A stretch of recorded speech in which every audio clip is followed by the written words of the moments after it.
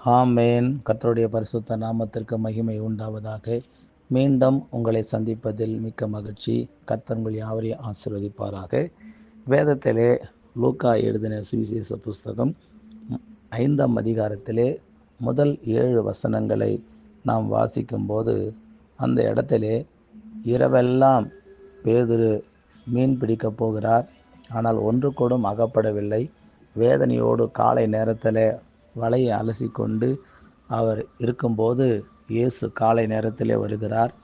அந்த பேதுருவின் படகில் ஏறி போதனை செய்கிறார்.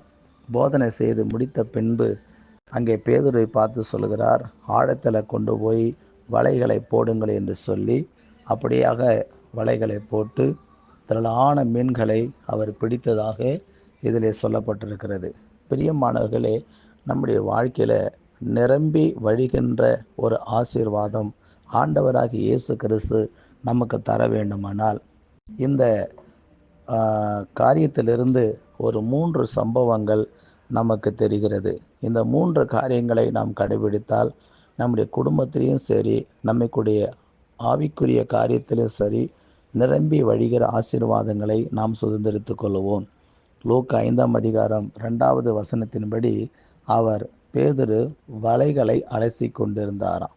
இன்னைக்கு நம்முடைய இருதயமாகிய அந்த வலை நிறைய அழுக்கு நிறைந்து இருக்கிறபடினால தேவன் தம்முடைய ஜனங்களுக்கு ஆசீர்வாதத்தை கொடுக்க முடியவில்லை.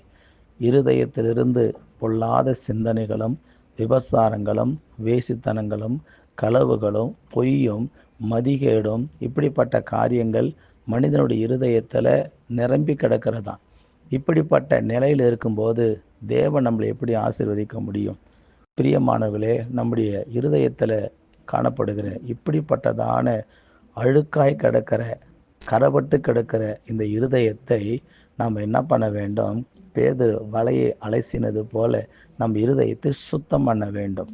2வதாக 5ஆம் அதிகாரம் 5ஆம் வசனத்தின்படி வார்த்தையின்படி அவர் செயல்பட்டார் என்று சொல்லப்பட்டிருக்கிறது. இரவெல்லாம் பிரயாசப்பட்டார். ஆனால் இப்பொழுது சொல்கிறார், ஆண்டவரே, நீங்கள் சொல்லுகிற வார்த்தையின்படி நான் வலையை போடுகிறேன் என்று சொல்லி அவர் போய் வலையை போட்டார். அது நிமித்தம் ஆசீர்வாதங்கள் அவருக்கு ஆண்டவர் கொடுத்தார். இன்னைக்கு தேவனுடைய வார்த்தையின்படி நம்முடைய வாழ்க்கை கட்டி எழுப்பப்படும் போது, தேவனுடைய வார்த்தையின்படி நம்முடைய வாழ்க்கையில் ஜீவிக்க ஒப்பு கொடுக்கும்போது கர்த்தர் நம்மளை உறுதியாக நிச்சயமாகவே கர்த்தர் ஆசீர்வதிப்பார். 3வதாக லூக்கா 5:4 சொல்லப்பட்டிருக்கிறது, ஆழத்தில் போட வேண்டும் என்று இயேசு சொன்னார். இன்னைக்கு நம்முடைய வாழ்க்கையில் ஒரு ஆழ்ந்த ஆவிக்குரிய சத்தியத்தை நாம் அறிந்து கொள்ள நம்முடைய வாழ்க்கையிலையும், சபையிலையும், குடும்பத்திலும் நிரம்பி வழிகிற ஆசீர்வாதத்தை தேவன் நமக்கு தருவார். ஆமேன். God bless you. கர்த்தர் உங்களை ஆசீர்வதிப்பாராக. உங்களுக்காக ஜெபிக்கிறேன். பரிசுத்த ஆவியானவரே, எல்லாரும் நிரம்பி வழிந்து ஓடுகிற ஆசீர்வாதத்தை பெற வேண்டும் என்று சொல்லி வாஞ்சிக்கிறார்கள் ஆண்டவரே.